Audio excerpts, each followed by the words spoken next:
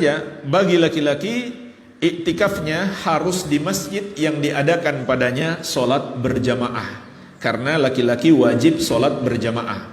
Sedangkan bagi wanita tidak harus di masjid yang ada padanya sholat berjamaah, karena wanita tidak wajib sholat berjamaah. Maka wanita pun boleh iktikaf, tapi di sini ada keterangan, hadza idza lam yatarattab ala i'tikafiha fitnatun. Ini dibolehkan apabila tidak menyebabkan iktikaf kaum wanita itu fitnah, tidak memunculkan fitnah. Seperti misalkan ada hubungan yang tidak baik atau hubungan terlarang antara laki-laki dan wanita. Ya, misalkan masjidnya terlalu kecil sehingga terlalu berdekatan antara tempat iktikaf laki-laki dan tempat iktikaf wanita. Ini bisa jadi memunculkan fitnah atau memunculkan pembicaraan-pembicaraan buruk dari orang-orang yang ada di sekitar masjid. Maka ini sepatutnya dihindari kaum wanita. Kalau dikhawatirkan akan muncul seperti itu, tidak ikut iktikaf di masjid. Begitu pula kaum wanita untuk iktikaf di masjid harus dengan izin suami atau izin walinya jika dia belum menikah. Wal afdal fa in tarattaba ala dzalika fitnah muniat. Apabila dikhawatirkan munculnya fitnah ketika seorang wanita iktikaf, maka hendaklah dicegah. Wal afdal an yakuna al masjid alladhi ya'takifu fihi tuqamu fihi al jum'ah. Dan lebih afdal lagi, masjid yang digunakan untuk iktikaf diadakan padanya solat Jumat. Lakin dzalika laisa syaratan lil iktikaf. Tapi itu bukan syarat iktikaf. Kenapa? Karena laki-laki yang harus keluar dari tempat iktikafnya untuk solat Jumat itu paling selama iktikaf, jika 10 hari paling banyak 2 kali saja, 2 Jumat. Ya mungkin saja hanya 1 Jumat, karena hari Jumat sudah masuk hari raya misalkan. Jadi tidak sering dia keluar. Maka tidak mengapa walaupun masjid itu tidak diadakan solat Jumat, sehingga orang yang iktikaf di masjid itu harus keluar ke masjid lain untuk melakukan solat Jumat. Itu tidak apa-apa karena keluarnya tidak sering. Ya, tapi ingat, harus masjid tersebut minimal ada solat berjamaah bagi laki-laki. Syarat yang kelima, at-taharatu minal hadath. Suci dari at-taharatu minal hadatsil akbar, suci dari hadas besar. Fala yasihu i'tikaful junub walal haid. Maka tidak sah iktikafnya orang yang junub dan wanita haid, walan nufasa, dan wanita yang nifas. Li'adami jawazi mukthi haula'i fil masjid. Karena tidak dibolehkan mereka tinggal di masjid. Walaupun jemaah sekalian, ini masalah diperselisihkan para ulama, namun tentu ini yang lebih baik, ini yang lebih selamat. Kalau kita junub, maka jangan ke masjid dulu, mandi dululah. Ataupun kalau tidur di masjid kemudian junub, cepat-cepat keluar, kemudian mandi lalu masuk lagi. Begitu pula wanita haid dan nifas. Lebih baik, lebih selamat tidak iktikaf di masjid. Dan bagi kaum wanita yang tidak bisa iktikaf di masjid, maka jangan berkecil hati. 10 hari terakhir Ramadan adalah peluang melakukan amal ibadah di mana saja. Dan tidak harus untuk mendapatkan Lailatul Qadar dengan iktikaf, tidak harus. Bisa jadi orang yang di rumah pun kalau dia beribadah kepada Allah dengan sungguh-sungguh, maka dia mendapatkan pahala Lailatul Qadar. Jadi bukan syarat mendapatkan pahala Lailatul Qadar iktikaf di masjid. Namun orang yang beriktikaf di masjid, umumnya mereka lebih sungguh-sungguh dalam ibadah. Dan iktikaf itu sendiri sudah ibadah. Tentunya dia lebih berpeluang untuk mendapatkan pahala yang lebih besar dibandingkan yang tidak iktikaf. Amma siyam falaysa bisyartin fil iktikaf. Adapun puasa bukan syarat melakukan iktikaf. Lima ruya an Ibnu Umar radhiyallahu anhuma anna Umar radhiyallahu anhu qala. Sebagaimana diriwayatkan dari Ibnu Umar bahwasanya Umar, semoga Allah meridhoi beliau berdua, beliau berkata, "Ya Rasulullah, inni nazartu fil jahiliyah an a'takifa lailatan fil masjidil haram." Wahai Rasulullah, sesungguhnya aku pernah bernazar di masa jahiliyah untuk iktikaf satu malam di Masjidil Haram. Faqala, maka Nabi SAW bersabda, "Aufi binadrik," maka tunaikanlah nazarmu. Falau kana saumu syartan lama sahhat tikafuhu fil lail. Seandainya puasa itu merupakan syarat iktikaf, tentu tidak sah iktikafnya di waktu malam, li'annahu la siyama fihi, karena waktu malam tidak ada puasa. Wa li'annahuma ibadatani munfasilatani, dan karena puasa dan iktikaf adalah dua ibadah yang berbeda. Fala yushtaratu li ihdahuma wujudul ukhra, maka tidak disyaratkan bagi salah satu dari keduanya keberadaan yang lain. Jadi tidak masalah kalau misalkan seseorang musafir dan dia tidak berpuasa, namun dia ingin beriktikaf, maka iktikafnya sah. Begitu pula orang sakit. Orang sakit yang tidak berpuasa tapi dia mau iktikaf, maka iktikafnya sah. Inilah jemaah sekalian 5 syarat iktikaf. Kita masuk pembahasan berikutnya, al-mas'alatu ats-tsalitsah. Permasalahan yang ketiga, zamanul i'tikaf wa mustahabbatuhu wa ma yubahu lil mu'takif.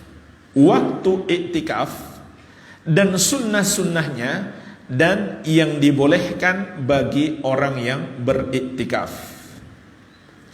Jadi pada permasalahan yang ketiga ada 3 pembahasan. Yang pertama adalah zamanul i'tikaf wa waktuhu.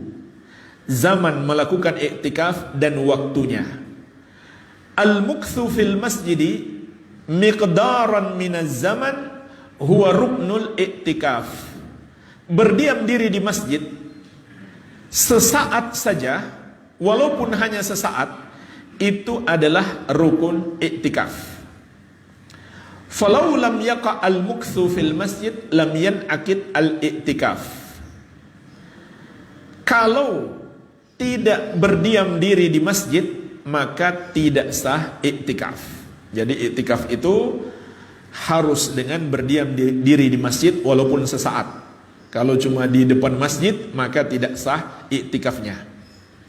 Wa fi aqalli muddatul iktikaf khilafun baina ahli ilmi.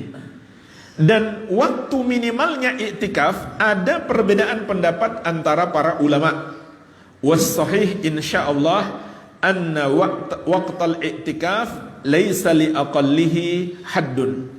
Dan pendapat yang sahih insyaallah bahwa waktu i'tikaf minimalnya adalah tidak ada batasan. Jadi walaupun sebentar saja dengan niat i'tikaf maka sah. Fayasihul i'tikaf miqdaran minaz zaman, maka sah i'tikaf itu walaupun hanya sesaat. Wa in qalla, walaupun sebentar saja. Maka jemaah sekalian, kalau seseorang masuk ke masjid dengan niat iktikaf walaupun sebentar, dia dapat pahala iktikaf. Sementara ada orang yang masuk masjid tanpa niat iktikaf, dia tidak dapat pahala iktikaf. Lihatlah di sini, niat bisa memberi pengaruh besar pada pahala kita. Dan kita bisa berniat kalau kita tahu ilmunya. Maka inilah pentingnya kita belajar. Illa annal afdal alla yakillal i'tikaf an yaumin aw lailatin. Hanya saja yang afdal adalah i'tikaf itu hendaklah tidak kurang dari 1 hari atau 1 malam. Itu yang afdal. Yang afdal secara minimal. Yang afdal secara minimal. Li'annahu lam yunqal anin nabiyyi sallallahu alaihi wasallam wala an ahadin min ashabihi al-i'tikaf fi maduna dzalik. Karena tidak dinukil dari Nabi sallallahu alaihi wasallam, tidak pula dari para sahabat beliau iktikaf kurang dari 1 hari atau 1 malam. Hanya saja tidak dinukil juga larangan, sehingga boleh walaupun sesaat. Tidak ada larangan dalam syariat, sebab dalil-dalil bersifat umum, yaitu anjuran iktikaf, tidak menetapkan waktu minimalnya, sehingga boleh walaupun sesaat.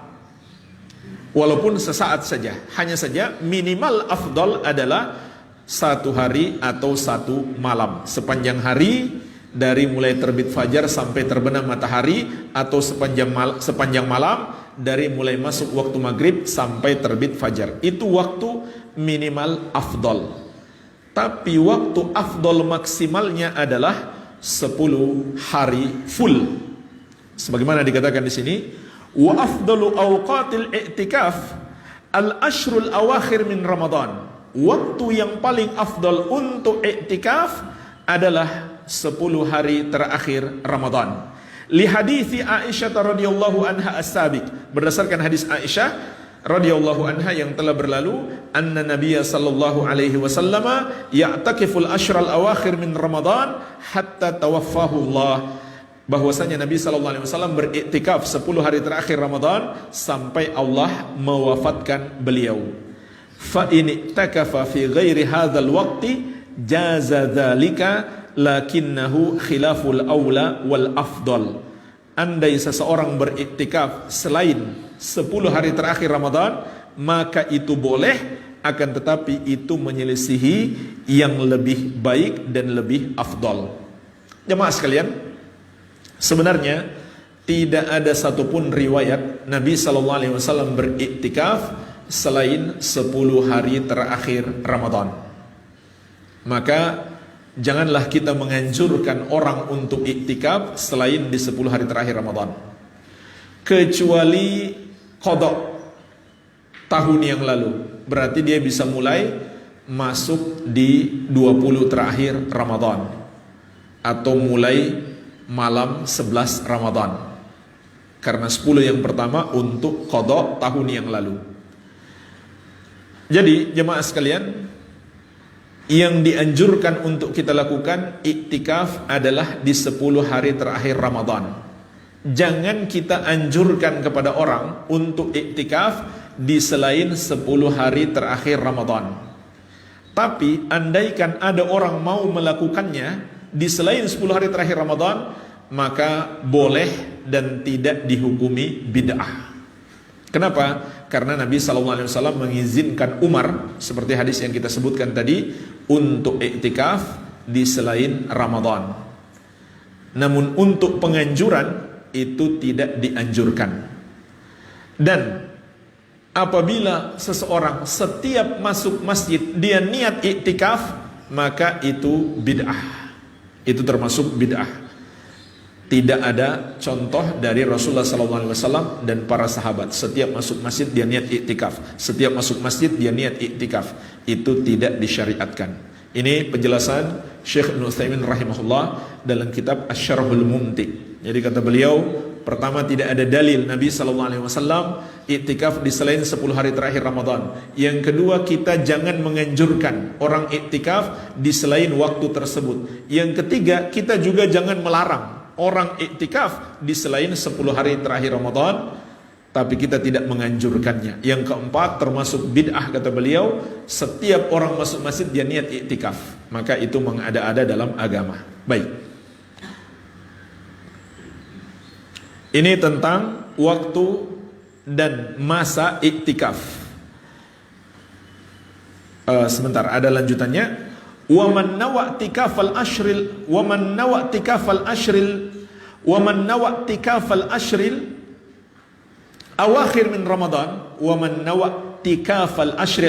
مِنْ رَمَضَانَ صَلَّى الْفَجْرَ مِنْ صَبِيحَةِ الْيَوْمِ الْحَادِي وَالْعِشْرُونَ فِي الْمَسْجِدِ الَّذِي يَنْوِي الْإِعْتِكَافَ فِيهِ. Nah, sekarang pembahasannya adalah kapan masuk ke masjid. Kapan masuk ke masjid untuk iktikaf? Qalu rahimahumullah, Dan barang siapa yang berniat iktikaf 10 hari terakhir Ramadan, hendaklah dia solat subuh di pagi hari tanggal 11, tanggal 21 min sabihatil yaum al-hadi wal ishrun, tanggal 21 Ramadan, di masjid yang dia niatkan untuk iktikaf padanya. Thumma yadkhulu fi iktikafihi, kemudian setelah solat dia masuk pada ibadah iktikafnya. Ini jemaah sekalian, pendapat yang disebutkan dalam kitab ini, tapi ini pendapat yang lemah. Pendapat mayoritas ulama berpendapat masuk waktu iktikaf adalah malam 21, bukan ba'da subuh 21, tapi malamnya, sejak malamnya. Dan malam itu dimulai ketika masuk waktu maghrib. Maka hendaklah sebelum masuk waktu maghrib kita sudah bersiap di masjid, sehingga ketika terbenam matahari kita sudah berada di masjid. Ini pendapat yang lebih kuat, pendapat mayoritas ulama. Pendapat mayoritas ulama, masuk ke masjid adalah malam 21 Ramadan. Berarti hari ke-20 Ramadan, sebelum terbenam matahari, hendaklah kita sudah bersiap di masjid. Kenapa demikian? Karena hitungan 10 hari mulai dari malam itu, bukan mulai dari ba'da subuh. Tetapi jamaah sekalian, para ulama yang berpendapat masuk setelah subuh itu berdalil dengan hadis riwayat Bukhari dan Muslim dari Ummul Mukminin Aisyah radhiyallahu anha.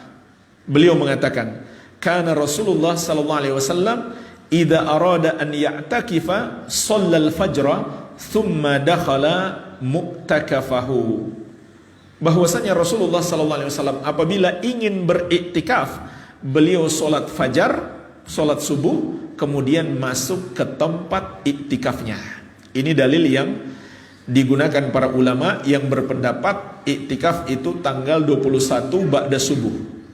Tapi ternyata ada riwayat yang lain, diriwayatkan Al-Bukhari juga dari Ummul Mukminin Aisyah radhiyallahu anha. Beliau berkata, "Kana Rasulullah sallallahu alaihi wasallam ya'takifu fi kulli Ramadan." Rasulullah sallallahu alaihi wasallam beriktikaf di setiap Ramadan. Subhanallah jemaah sekalian, ini luar biasa Nabi kita yang mulia sallallahu alaihi wasallam. Dalam keadaan kesibukan beliau yang luar biasa, tapi setiap Ramadan beliau iktikaf.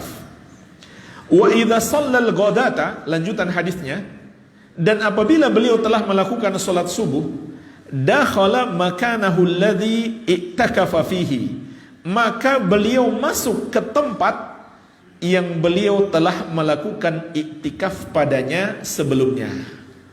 Jadi maksud Nabi sallallahu alaihi wasallam masuk ke tempat iktikaf setelah sholat subuh bukanlah bermakna baru masuk, tidak.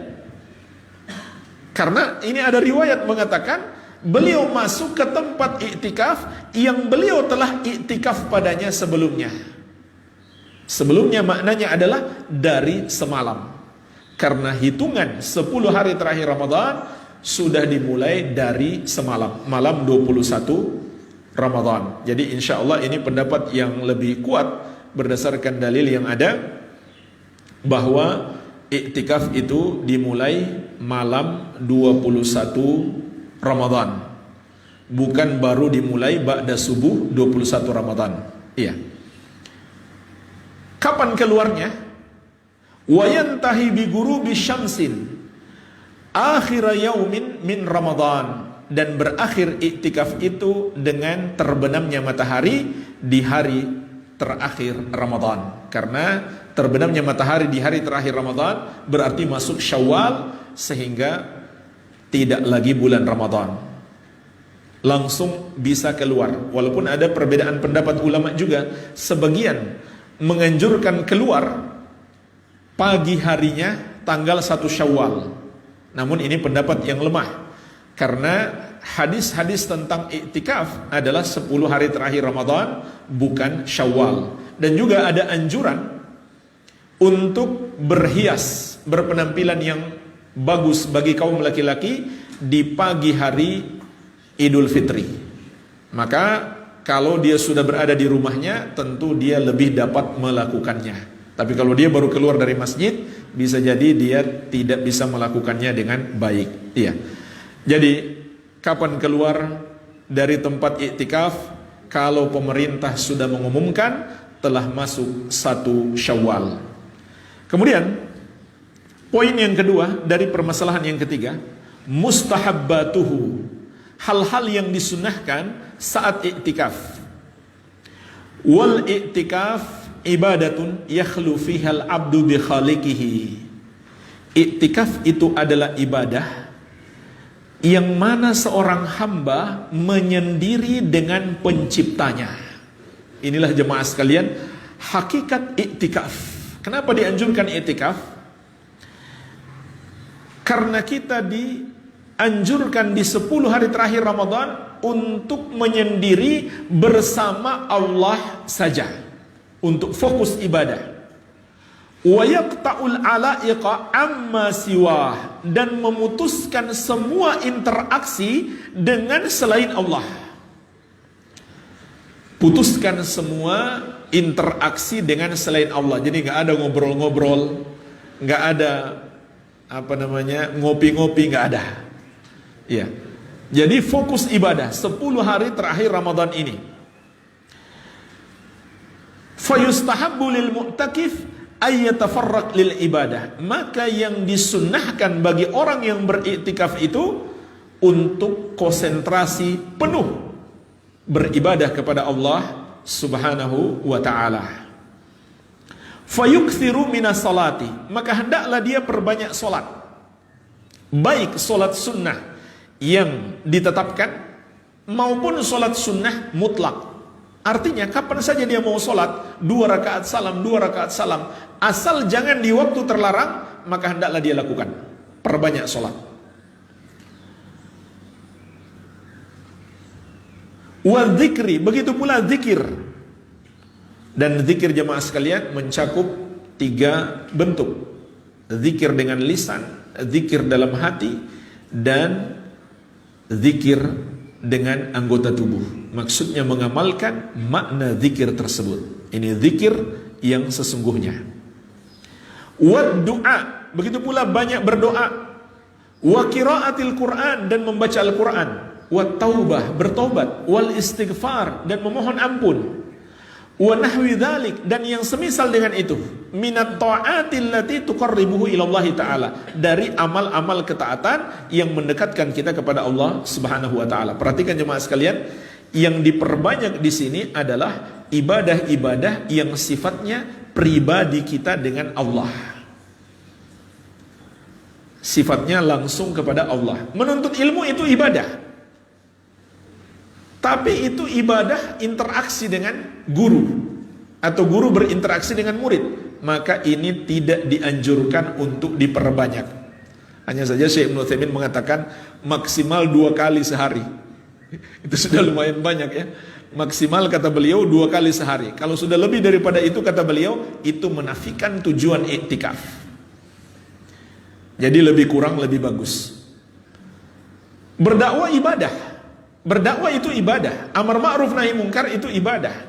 Tapi di 10 hari terakhir Ramadan, bukan itu yang dianjurkan untuk diperbanyak. Kalau dilakukan sedikit saja nggak apa-apa.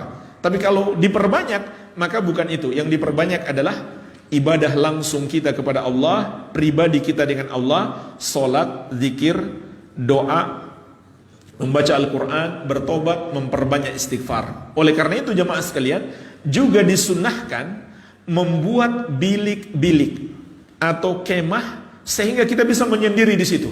Nggak ada orang bisa ngajak ngobrol lagi. Kalau kita di luar, mungkin datang orang ngajak ngobrol, ngajak ngopi dan lain-lain. Tapi kita masuk di tempat itu, kita fokus ibadah padanya. Sebagaimana ini diamalkan oleh Nabi SAW. Beliau punya kemah khusus di 10 hari terakhir Ramadan. Beliau masuk ke dalamnya untuk lebih fokus ibadah. Ya. Yang penting kemah-kemahnya nanti tidak mengganggu orang yang sholat. Mungkin ditaruh di belakang. Ya. Ini yang disunahkan. Kemudian poin ketiga, ma yubahu lil mu'takif. Apa yang dibolehkan bagi orang yang sedang iktikaf.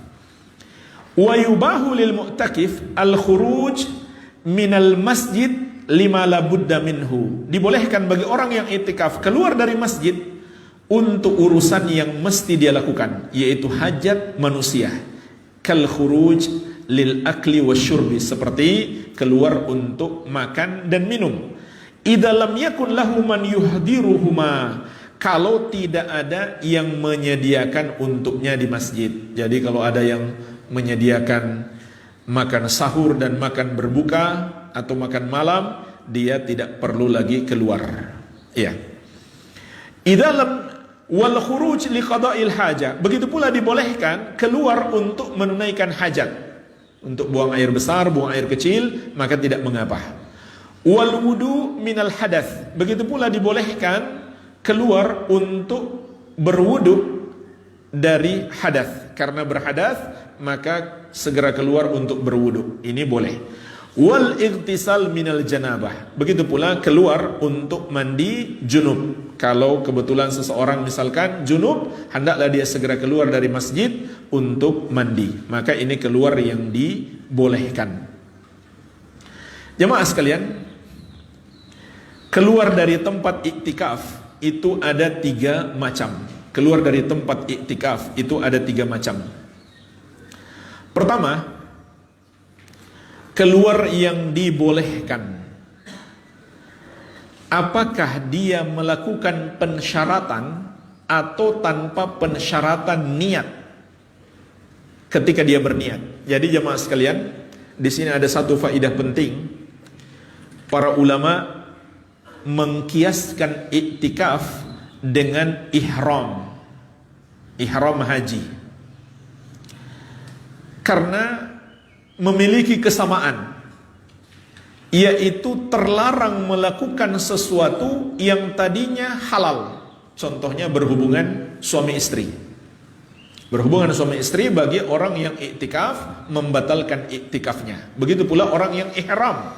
Kalau dia berhubungan suami istri, pergi haji berdua, suami istri.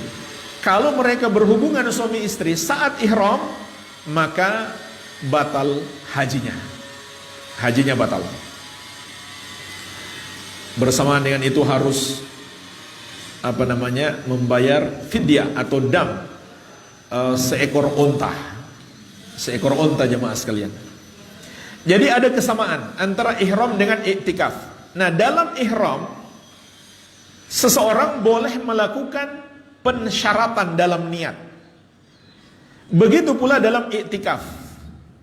Pensyaratan itu bagaimana? Kita niatkan dalam hati kita untuk iktikaf dengan syarat akan keluar untuk keperluan tertentu.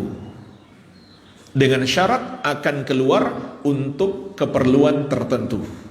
Nah, terkait dengan pensyaratan dan keluar dari masjid, maka ada 3 macam.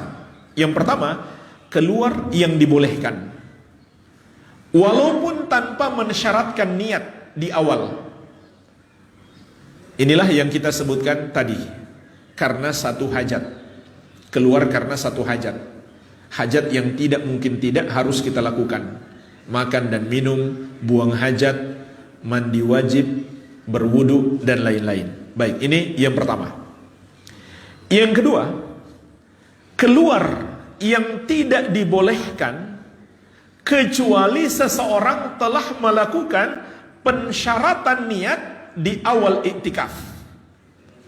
Jadi ini fungsinya pensyaratan niat, agar kita bisa keluar untuk melakukan amal-amal ketaatan, untuk melakukan amal-amal ketaatan yang mengharuskan kita keluar. Contohnya apa? Menjenguk orang sakit. Menjenguk orang sakit. Ini pada dasarnya tidak boleh. Kita keluar masjid walaupun sedang iktikaf untuk menjenguk orang sakit, termasuk mengunjungi orang tua, begitu pula mengantar jenazah. Ini pun tidak disyariatkan. Selama 10 hari kita sedang beriktikaf, kecuali kita melakukan pensyaratan niat sejak awal. Kita niat iktikaf dengan niat kita akan keluar untuk melakukan amal ketaatan seperti menjenguk orang sakit, mengunjungi orang tua, dan mengantar jenazah. Pada dasarnya bagi orang yang iktikaf ini tidak dianjurkan, namun dibolehkan kalau dia melakukan pensyaratan niat.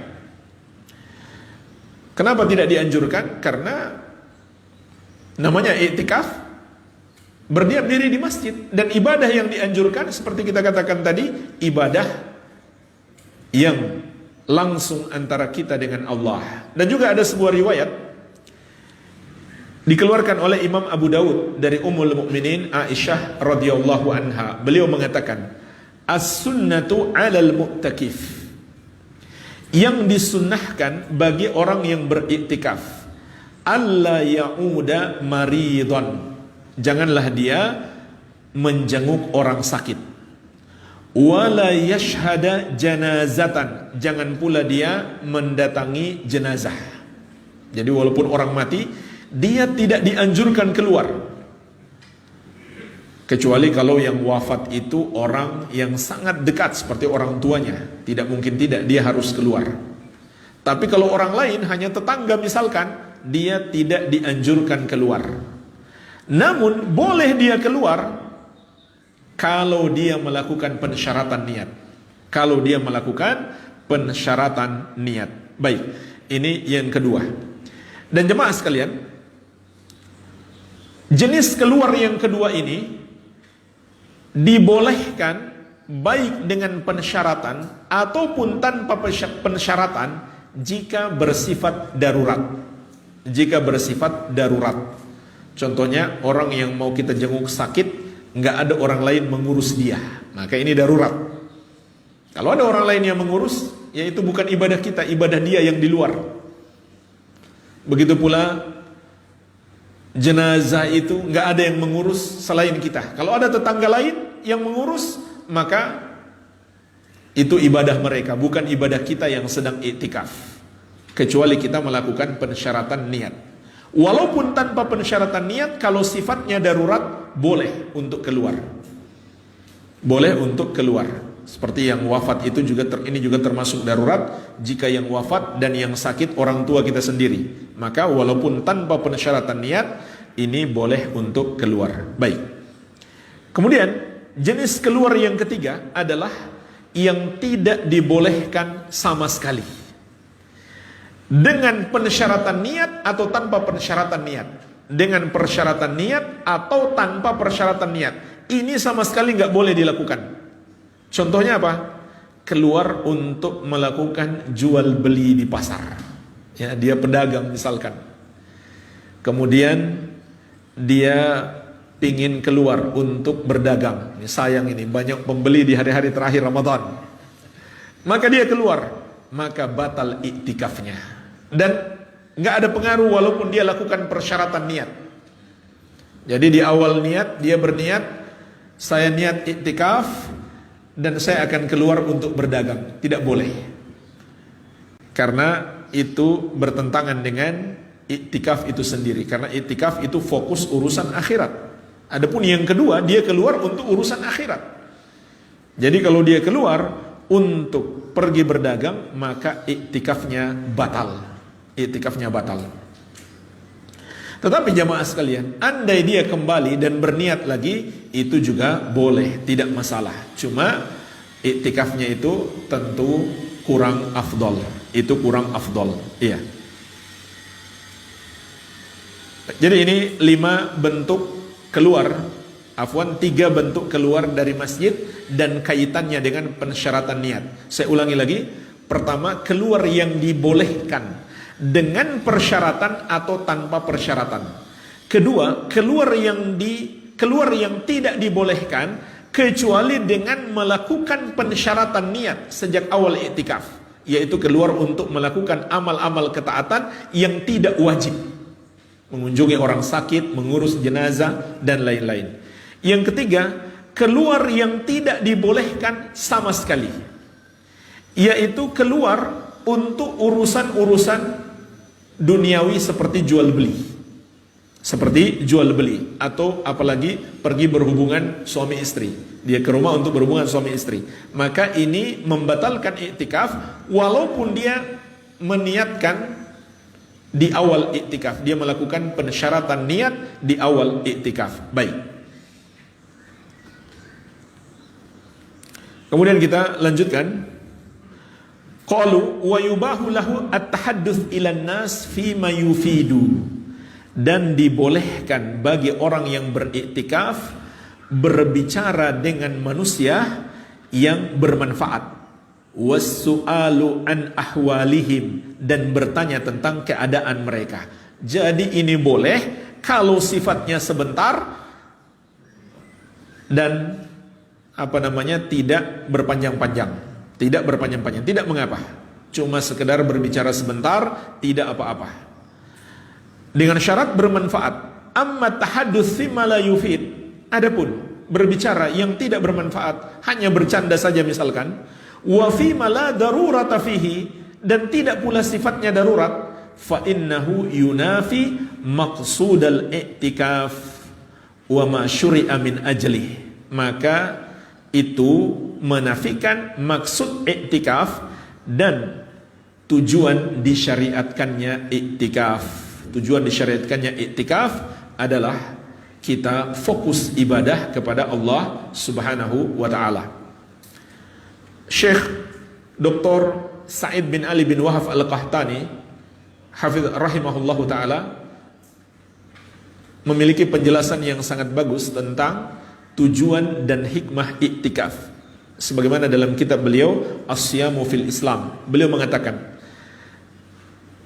taslimul mu'takif, tujuan dan hikmah iktikaf itu adalah taslimul mu'takif nafsahu wa ruhahu wa qalbahu wa jasadahu bil kulliyah ila ibadatillahi ta'ala, menyerahkan diri, ruh, hati dan jasad secara menyeluruh untuk beribadah kepada Allah. Perhatikan jemaah sekalian, penjelasan yang sangat bagus. Kata beliau, iktikaf itu adalah orang yang menyerahkan dirinya, ruhnya, hatinya, dan jasadnya secara totalitas untuk beribadah kepada Allah Subhanahu wa ta'ala. Jadi harus totalitas semuanya, tidak ada lagi interaksi dengan manusia kecuali yang bermanfaat dan tidak terlalu lama. Ketemu sebentar, salam, tanya apa kabar, sudah, jangan diteruskan lagi, langsung fokus ibadah. Tapi kalau masih main HP ya sama saja itu berarti menafikan tujuan iktikaf. Main HP, buka medsos, menghubungi kawan-kawan melalui WhatsApp, bercanda di grup, ya sama saja. Itu bertentangan dengan tujuan iktikaf. Iya. Apalagi mengurus pekerjaan dari masjid, itu lebih parah lagi. Ya, mengurus bisnisnya dari masjid. Karena masjid bukan tempat untuk urusan dunia. Iya. Wa yubahu lahu an yazurahu ba'du ahlihi wa aqaribihi. Dan dibolehkan juga bagi orang yang iktikaf dikunjungi oleh sebagian keluarganya atau kerabatnya. Wa an yatahaddatsa ilaihi sa'atan minaz zaman, dan berbicara sebentar. Jadi boleh dikunjungi, berbicara sebentar, mungkin istri kangen, gak apa-apa istri datang, berkunjung sebentar, berbicara sebentar, tidak apa-apa. Wal khuruj min mu'takafihi li taudi'ihim, dan boleh juga keluar dari tempat iktikaf untuk mengantarkan keluarga. Jadi kalau istri kita datang, apalagi di waktu malam, boleh kita keluar untuk kembali mengantarkan istri ke rumah. Setelah itu kita langsung balik ke masjid. Li hadithi Sofiyah radhiyallahu anha qalat, berdasarkan hadis Ummul Mukminin Sofiyah, salah seorang istri Nabi sallallahu alaihi wasallam, semoga Allah meridhai beliau, ia berkata, "Kana Rasulullah sallallahu alaihi wasallam mu'takifan fa ataitu lailan." Rasulullah sallallahu alaihi wasallam ketika beriktikaf, aku pernah mendatangi beliau di waktu malam. Fahaddatstuhu, kemudian aku berbicara kepada beliau. Thumma kumtu, kemudian aku bangkit. Fanqalabtu, aku ingin balik ke rumah. Faqama ma'i liyaqlibani, maka beliau berangkat bersamaku untuk mengantarku ke rumah. Hadis sahih diriwayatkan Al-Bukhari dan Muslim. Wa makna liyaqlibani yarudduni ila baiti, makna ucapan beliau mengantarkan aku ke rumah yaitu mengembalikan aku sampai ke rumah. Jadi ini boleh, tapi jangan tiap hari. Kalau tiap hari itu menafikan iktikaf. Walil mu'takif an ya'kula wa yashrabah wa yanama fil masjid. Dan dibolehkan bagi orang yang beriktikaf untuk makan dan minum dan tidur di masjid. Ma'al muhafazati ala nadhafatil masjid wa siyanatihi. Dengan tetap menjaga kebersihan masjid dan pemeliharaan fasilitas-fasilitas masjid.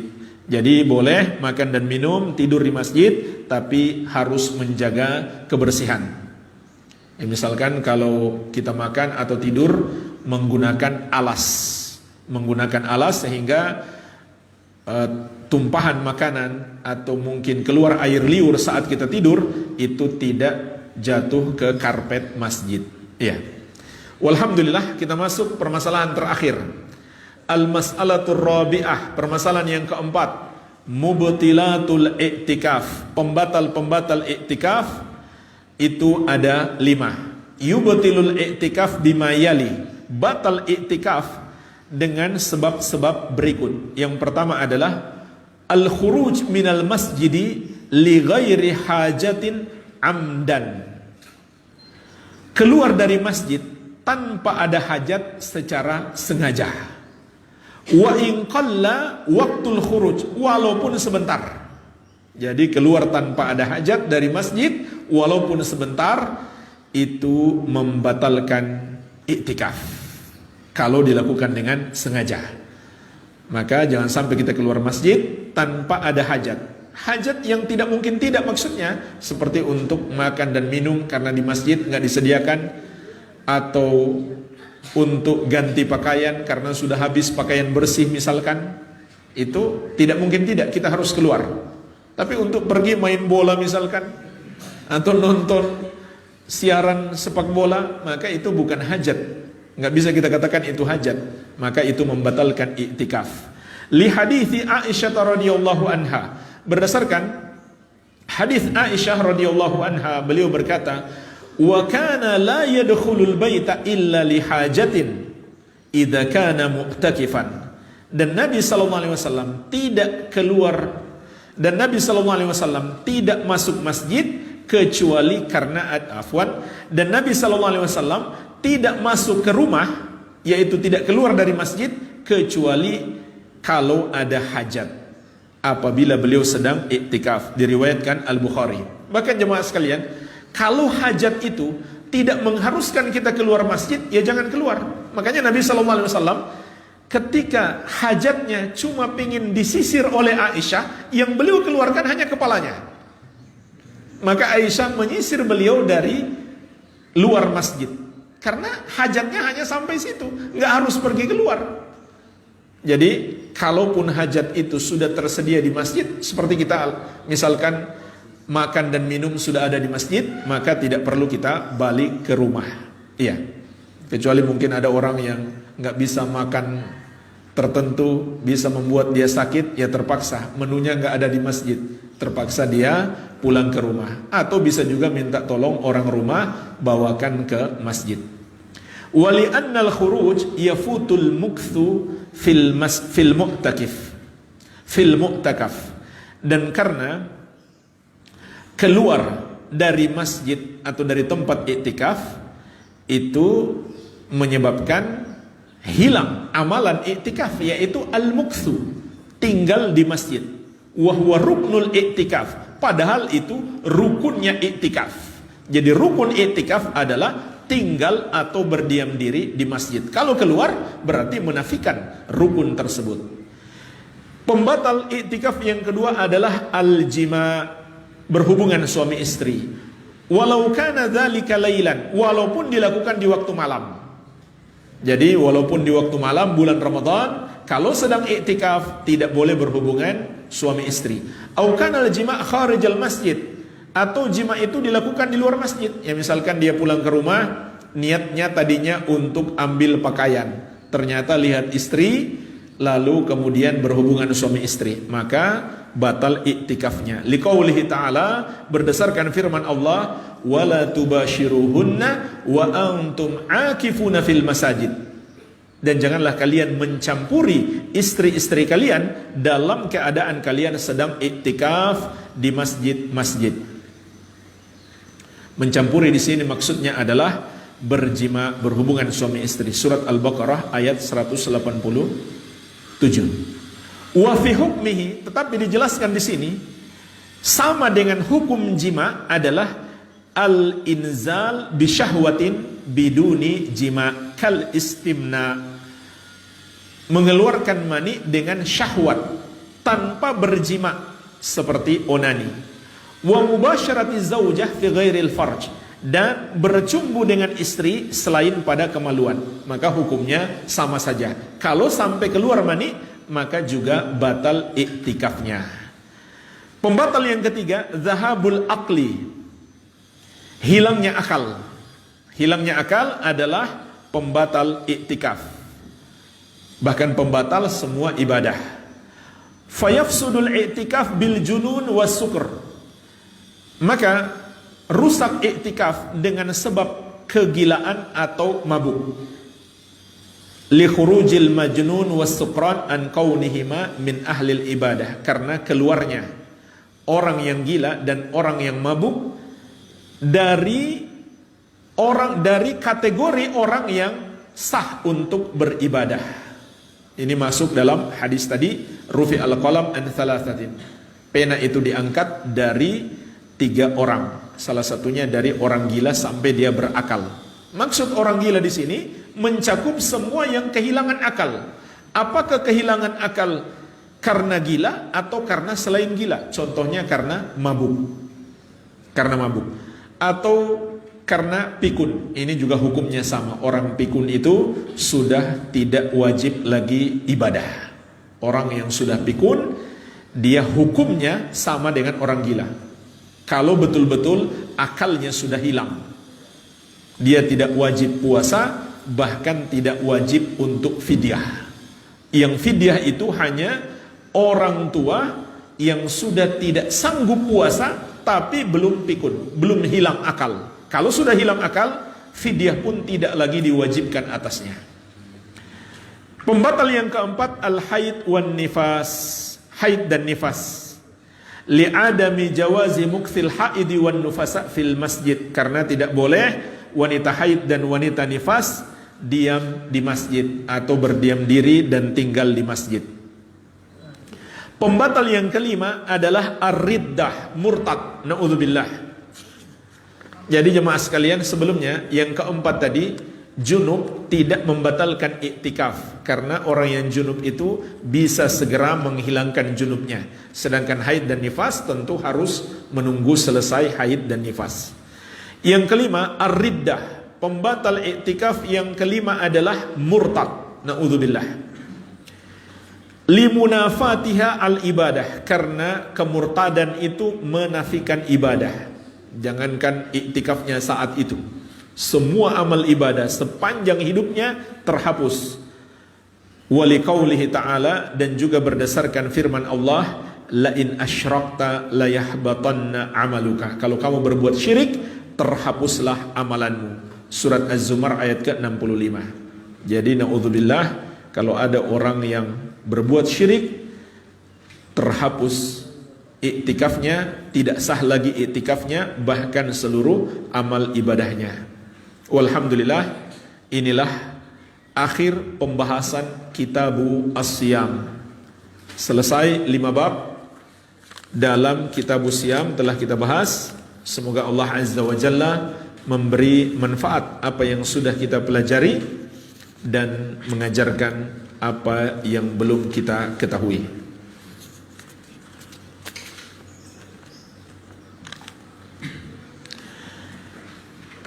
Kalau ada anak kecil datang ke masjid mengikuti orang tuanya saat di masjid anak tersebut mengganggu atau berisik, jamaah yang lain mengganggu atau berisik kepada jamaah yang lain dan ditegur oleh pengurus DKM agar jangan berisik, namun orang tua anak tersebut tidak terima dan marah dengan yang menegur. Pertanyaannya, bagaimana hukum orang tua anak tersebut?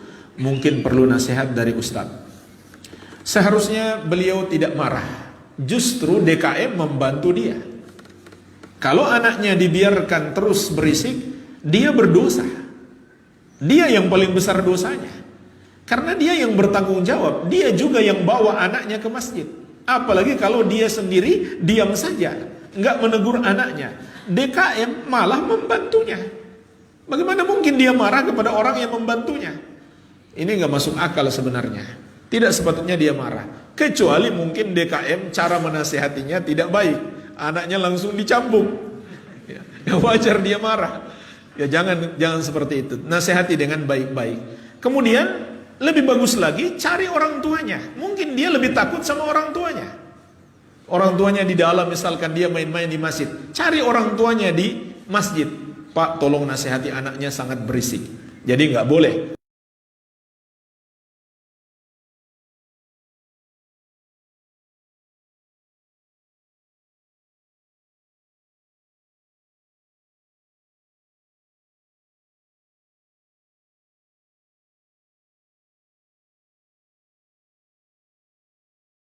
Orang lain memukul anak orang lain untuk memberi nasihat. Yang berhak melakukan sampai seperti itu hanya orang tuanya.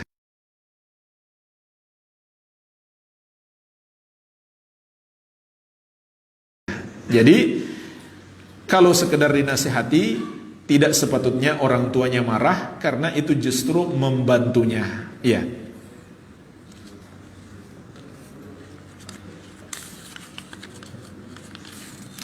Sahkah iktikaf di masjid yang bukan dari tanah wakaf seperti masjid di kompleks perumahan dan perkantoran? Jemaah sekalian, para ulama mengatakan dikategorikan masjid wakaf itu ada yang wakaf dengan tegas, ada akte wakafnya, tapi ada juga yang memiliki hukum wakaf walaupun tidak tegas diwakafkan. Walaupun tidak tegas diwakafkan, tapi dia memiliki hukum wakaf. Contohnya apa? Di sebuah perumahan dan masjidnya sudah dibangun paten di situ, nggak mungkin dipindah-pindah. Sudah dibangun dengan megah, bukan bangunan sementara. Maka ini hukumnya insya Allah sama dengan wakaf. Jadi tidak mengapa, walaupun tidak ada secara resmi surat wakaf, tapi itu sudah masjid yang paten, bukan sekedar tempat sholat sementara sewaktu-waktu bisa dibongkar, tidak. Itu sudah paten tempat sholat, maka tidak mengapa itu dijadikan sebagai tempat iktikaf. Tapi kalau dia hanya semisal bangunan sementara, tidak ada pula wakafnya, berarti ini bukan kategori masjid yang boleh dilakukan iktikaf padanya. Iya.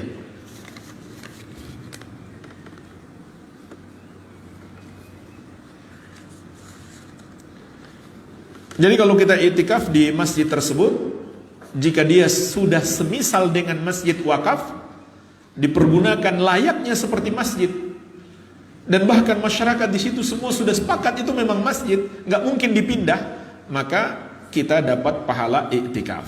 Iya. Bagaimana untuk orang yang kerja, datangnya setelah isya, pulang sebelum subuh, apa sah iktikafnya? Sah. Itulah yang kita bahas tadi.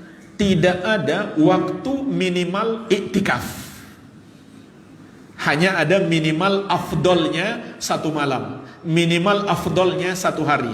Tapi dari segi sahnya tidak ada waktu minimal, walaupun sesaat sah iktikafnya. Iya. Jadi tidak mengapa bagi orang yang masih kerja nggak dapat izin cuti untuk iktikaf di waktu malam saja. Tentu itu lebih baik daripada tidak sama sekali.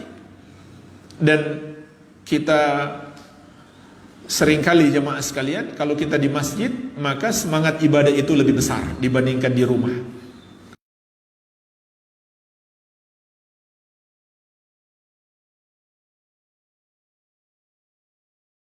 Kalau di rumah